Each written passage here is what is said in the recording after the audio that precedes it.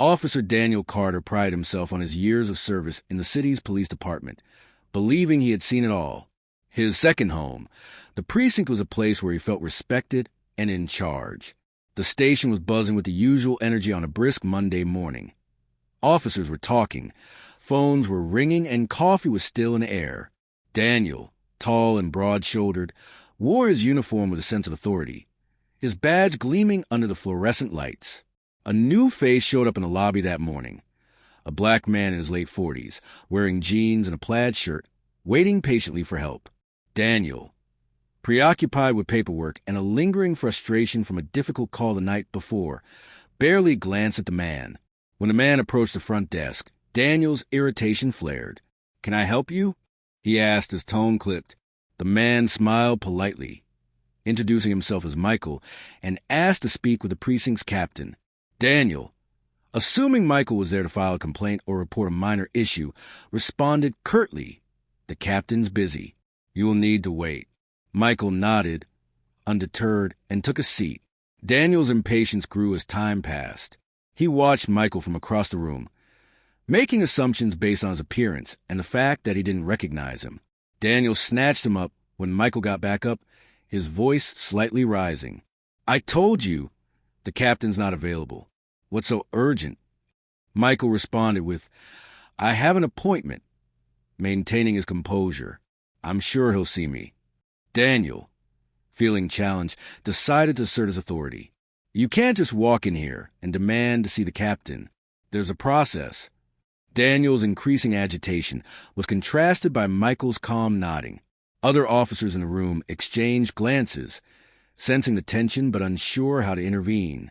The situation, though not overtly hostile, was charged with misunderstanding and unspoken assumptions. Daniel, feeling the eyes of his colleagues on him, doubled down, insisting that Michael wait outside if he couldn't be patient. Daniel felt oddly uneasy as Michael, still composed, agreed and stepped outside. He couldn't shake the feeling that he had mishandled the situation, but his pride wouldn't let him admit it. As the morning wore on, Daniel tried to focus on his duties, but his mind kept drifting back to the encounter. He wondered who Michael really was and why he seemed so unbothered by Daniel's brush treatment. Little did Daniel know, the seemingly ordinary morning would mark the beginning of profound transformation, not just for himself, but for the entire precinct. The precinct's captain, a seasoned leader named Maria Torres, arrived later that morning, her presence commanding respect from everyone in the room.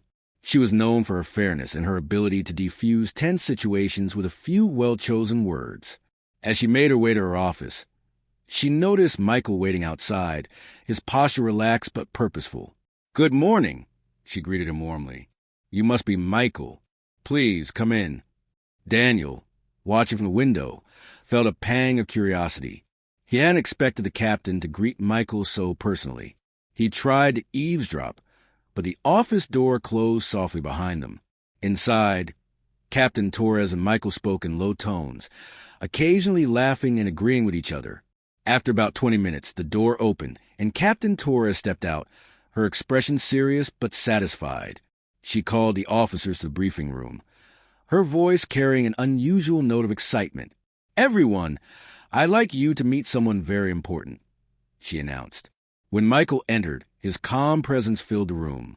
"This is Michael Johnson, our new police chief." The room fell silent. Daniel's heart sank as realization dawned. He had treated the new chief with impatience and disrespect. The other officers exchanged surprised glances, some whispering under their breath. Michael acknowledged the room with a grin. "I'm honored to be here," he began. "I know change can be difficult, but I believe in this department and the community we serve. I am eager to collaborate with each of you." Daniel felt a flush of embarrassment creep up his neck. He recalled their previous conversation in his mind while avoiding Michael's gaze. The new chief's words were gracious, but Daniel couldn't help but feel he had failed a crucial test. Daniel was taken aside by Captain Torres following the meeting. "I saw what happened earlier," she said gently. "We all have embarrassing moments. What matters is how we move forward."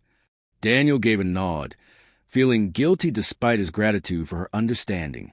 He resolved to make amends, determined to prove himself to the new chief and to his colleagues.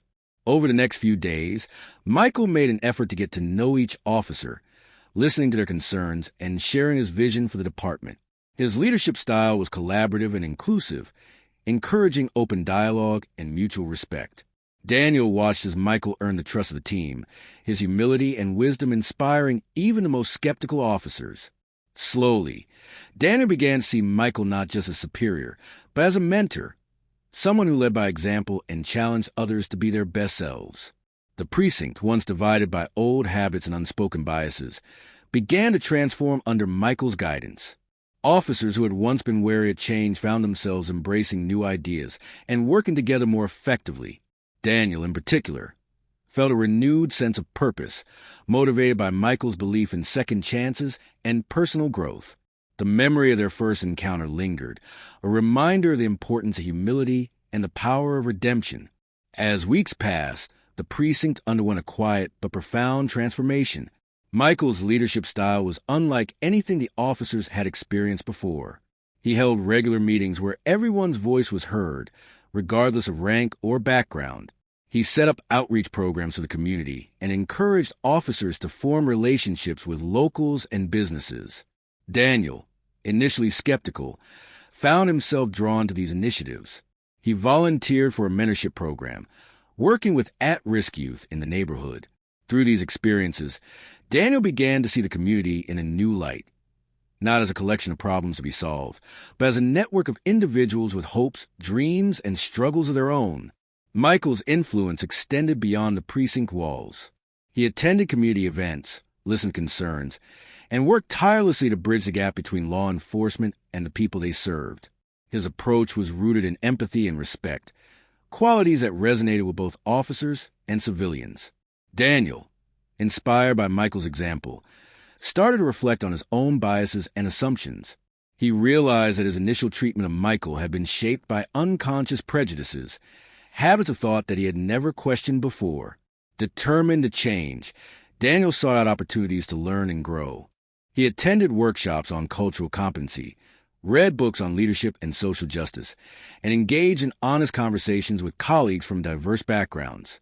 The process was not always easy. There were moments of discomfort and self-doubt, times when Daniel questioned whether he was truly capable of change. But Michael's steady guidance and unwavering belief in the potential for growth kept him moving forward. One afternoon, after a particularly challenging day, Daniel found himself alone in the break room. With a reassuring grin, Michael came in. "How are you holding up?" he asked.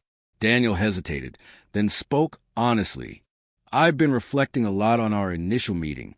I'm sorry for how I treated you. I let my assumptions get in the way." Michael nodded, his expression kind.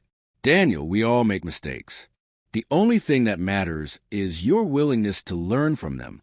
The conversation marked a turning point for Daniel.